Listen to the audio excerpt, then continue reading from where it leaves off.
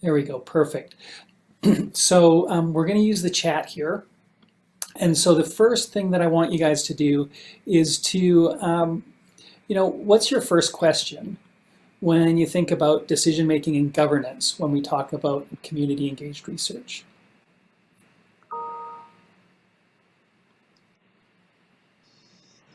Just go ahead and type in a question. What's your first question? When I say governance and decision making, what do you think? Does it have to be formal? Good. That's a good question, Abby. How to sync community interests to my interests. Okay.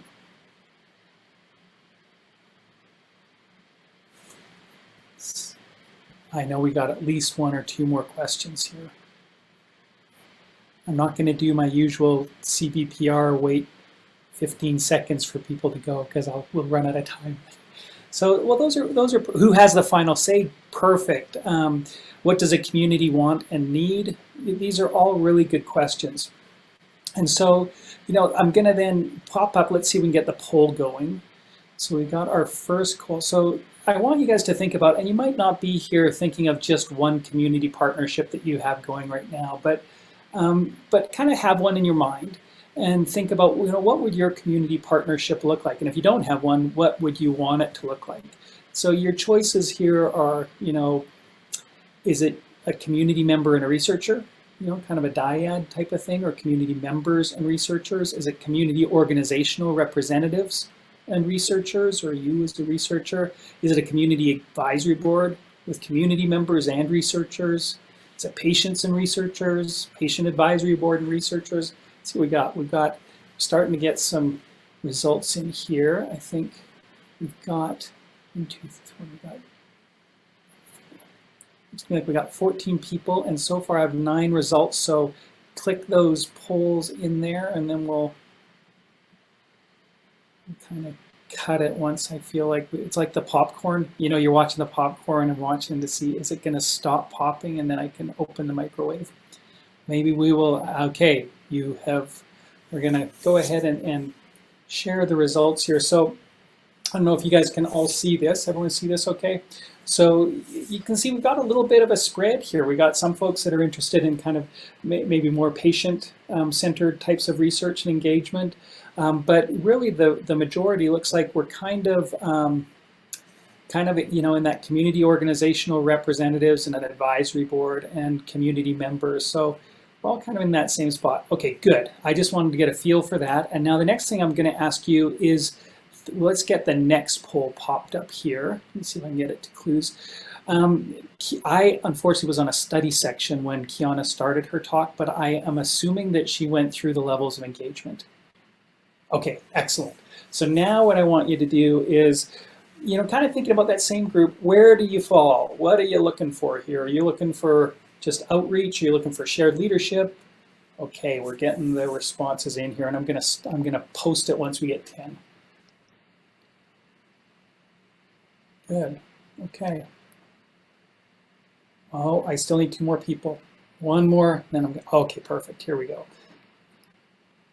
Share the results there. So we have, which, we'd kind of expect this. We have a tail that goes towards more engagement here. And I think that, we kind of see the distribution that we see in clinical and translational research as it is too. Some folks do just want that outreach. They just want a little bit of communication back and forth. And, when we get earlier in our phases of translational and clinical research, maybe that's okay. There's different times where these different levels of engagement might be okay. And we also see a little bit of a worry about that shared leadership, right? Everybody's a bit worried about that, because what happens with shared leadership? You guys, we're a small enough group, unmute and go ahead and say, what scares people about shared leadership? Shared budget. Shared budget, okay, good, Kate. Timeline. Timelines. Do I pronounce your name Laden? Is that right? Sorry, Ladan. Ladan, okay, sorry about that. I'll try and remember, but as everybody knows, I tend to butcher names for a while before they sink in. So there's that. And the other thing is just plain old decision making, right? Like from a research perspective, we're not always ready to give up the autonomy about the buck kind of stops with me, and I'm going to make the decision. Shared leadership moves us to a place that might be a little bit less comfortable.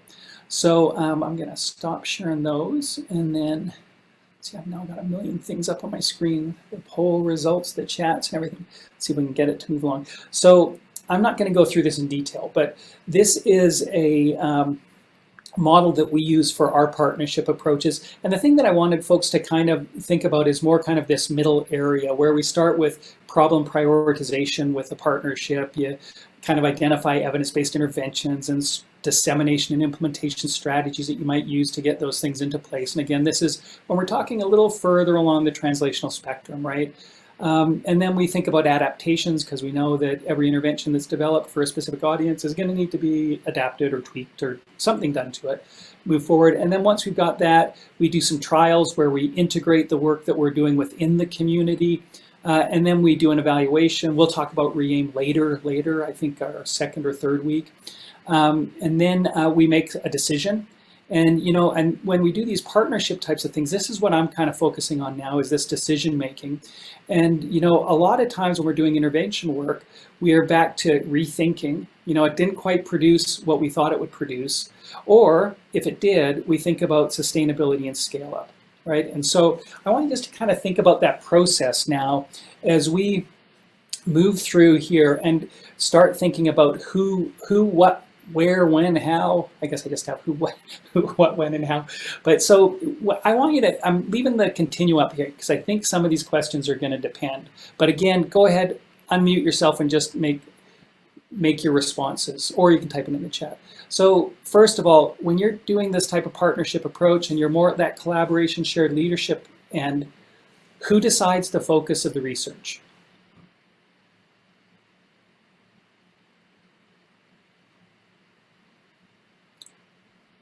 Do you mean at each stage of the? You know, you can just think about it in general. You can think about it. That's what I was going to do initially. Abby was going to kind of go through each one, but let's just kind of focus on the collaborate and shared leadership. It's both. Yeah, both parties. Okay, typically both, right? Typically both. And, you know, there was some discussion earlier about, you know, having people buy into, you know, in particular for a community advisory board or a community partner to buy in. You know, both Kiana and I think the literature tells us it's ethical for us to provide resources towards those that engage. And we firmly believe that people should be compensated for their time. We as researchers are getting paid for our time. People that partner with us on this should also be paid for their time. But that's not enough. You know, it's kind of one of those things that it's necessary, but it's insufficient. And where I think we both agree on the key ingredient is when you find kind of that shared value. And this goes to Shannon Maloney's question of, you know, how do you transition from service to research?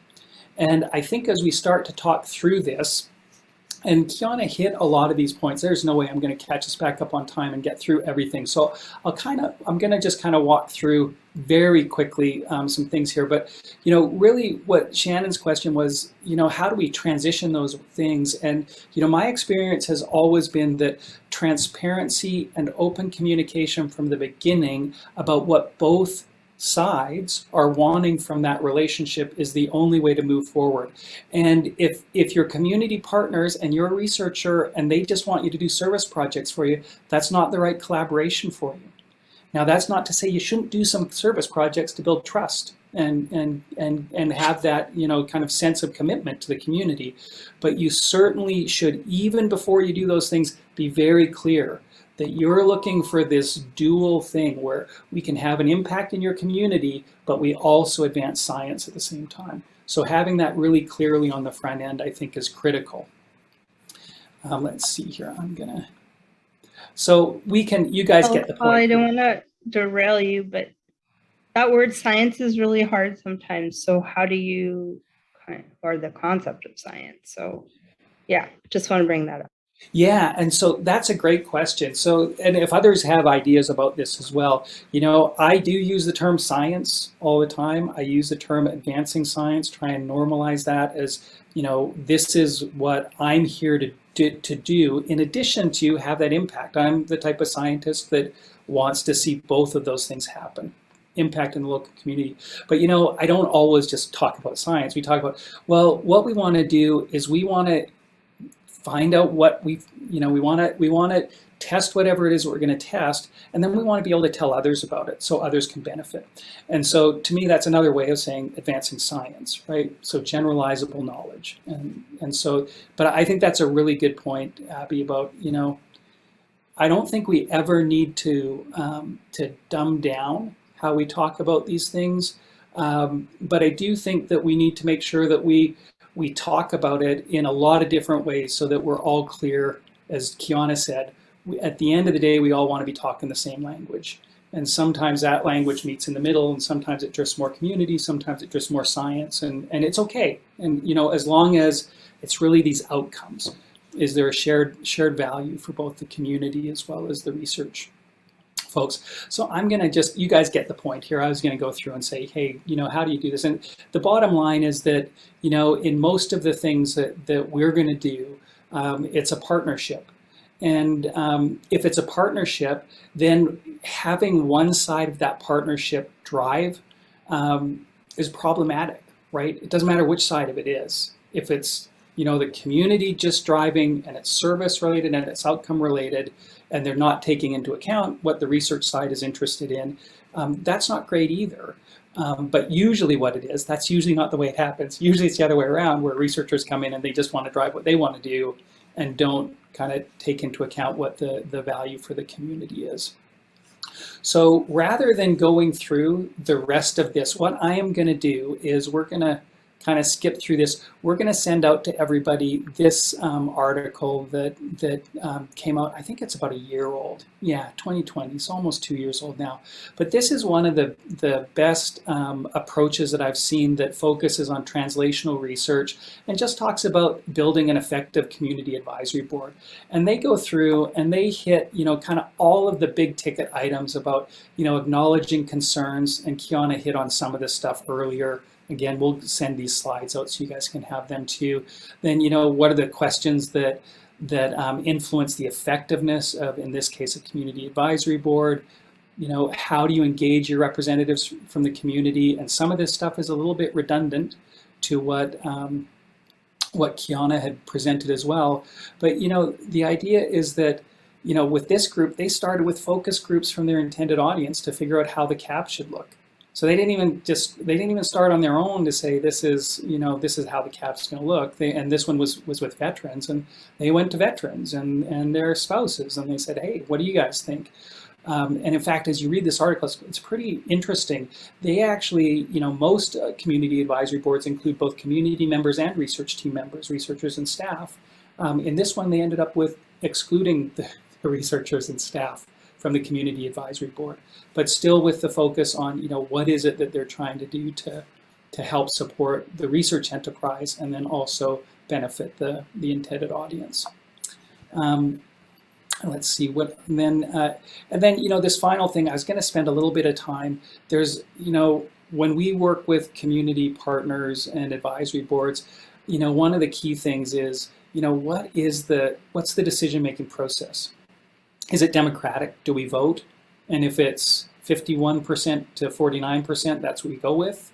Is it consensus? Do we need to have agreement across the board? Is there equal weight? Does everyone's vote count the same? And sometimes these questions aren't easily answered, but they're things that you need to go through the process with the partnership and come to terms with, well, how are we going to actually do this? And sometimes it's, as Kiana said, sometimes it's hard. Sometimes people, they get a little antsy about just even, the amount of time it takes to do this type of process. But really, again, these guys, I think, did a nice job describing some of this stuff. And then, then they talk about having CAB satisfaction members and CAB perceptions of the impact. And as I was saying earlier, these things are, if you combine that with compensation for time, these are the necessary and sufficient things that you have in a CAB that will lead to sustainable partnerships. Okay, so good thing, because we did this so fast, we can help. if you want to do any of these things, we, with the Great Plains Idea CTR, have the Community Engagement and Outreach Core, which Dr. King and I co-direct, and Dr.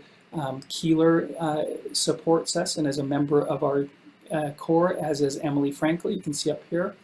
And when you go to our website, you can find there is a place just to click for a consultation, and we are happy to help folks over. And when you get the slides, I even put the link in there. So if you just click on that, that'll open up the thing for you to go to.